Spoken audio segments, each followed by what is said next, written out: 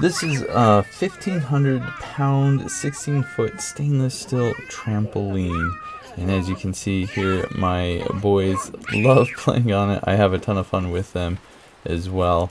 Since I've got it, I think my boys have come out here and jumped on it every single day. They have so much fun with it. I like that it has the safety net. I see my boys running into it all the time, and it's good to know that they stay inside the trampoline. And you can see we've got these bouncy balls that we like to play with as well. It's nice that the net keeps everything in. Another thing I really like about this trampoline is everything is stainless steel, so it's going to last a long time. What I want to do in this video is basically go over the setup of this trampoline. There's a few things in the instructions that were not totally clear to me, so hopefully this video will help clear some things out. You will need some way to transport the boxes as they are quite heavy. You could do it with two people. It comes in 3 boxes, so be aware I got each box on a different day. They didn't all come at once. I do recommend that when you get everything that you open it and you look at the parts list inside and you count all of the parts and you make sure that you have everything, as it would not be fun to install it missing parts. The set I got did indeed come with all of the parts and everything was in good condition. In fact, as I was looking over things and going over things with my dad, we noticed how nice all of the parts were. I have put together quite a few trampolines in my day, and this one has better parts than anything I have seen. I think the stainless steel frame really makes a nice difference. You can see how shiny and nice the poles are. I will say this,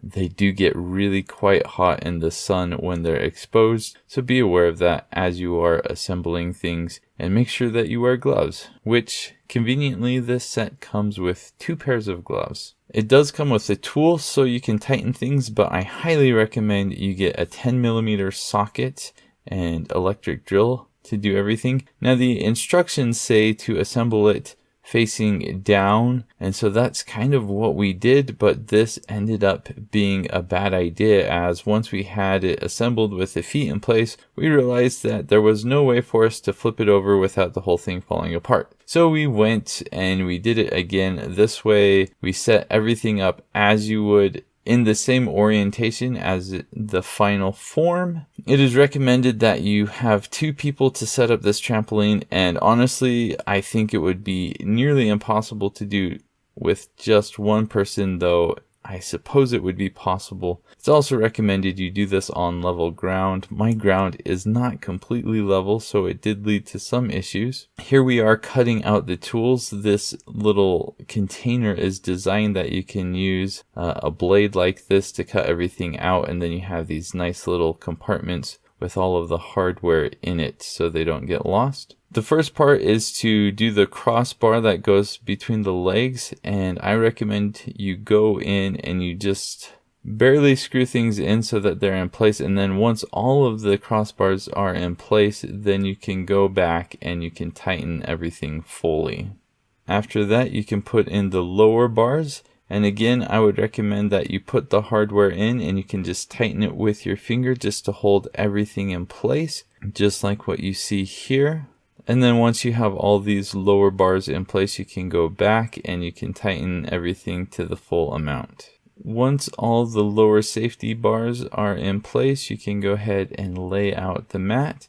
When you are ready to connect the mat to the frame, what you'll want to do is get a permanent marker, and you can mark some sort of indicator like an X every 27 holes, or the first on every 4 bars, and then you go ahead and you connect that, and that will help get it spaced out evenly apart. Then once you have those 4 connected, then you'll mark every 3rd hole after that and get that connected, and then once that's done, you can just start filling in the gaps.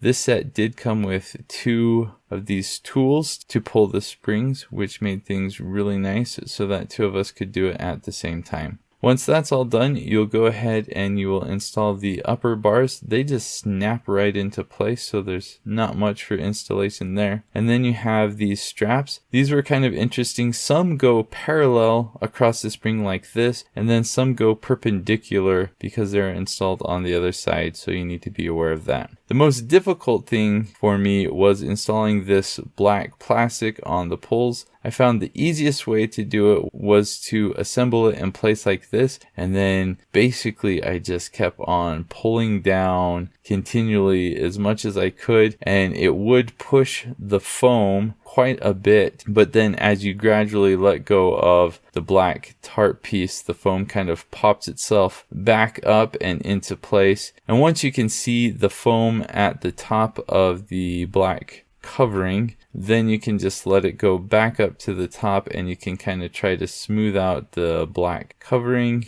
But it did take me a while to do this, and I tried a few things that did not work. This was the only way that worked for me.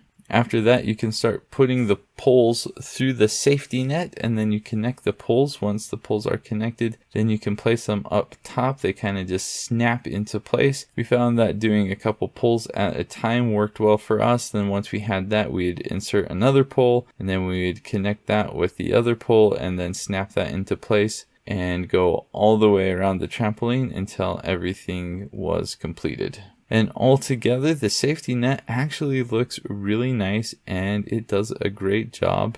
Once that's done, you need to clip the bottom, and I found that just laying on the trampoline was the easiest way for me to do that, so I could just reach over and around and get everything connected. And once all of that is installed, then you can anchor it to the ground, and you can see with this anchor, I ended up twisting it too tightly and actually broke it off. So what I would recommend you do is use water like this. If your soil is not soft enough for that to screw in, I did have to use some wood to tighten it up. I have a really hard clay soil, so that's why I needed to do that. Be very patient with that so you don't break it off like I did. And then you can put in the anchor straps and you are good to go. We did have some leftover pieces, so that's nice to know if you do make a mistake, it's not the end of the world. Overall, I've been really happy with this trampoline. My kids absolutely love it. They have so much fun on this. As I mentioned before, I've had trampolines growing up. I've been on a lot of different trampolines. This is the biggest one I've been on. It also has the best quality materials. The stainless steel is super nice and slick, and that's going to help it to last longer in good condition. I hope this video helped. Thanks for watching.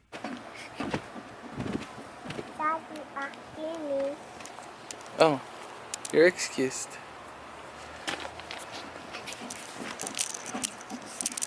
That's my dad. That's a good trick.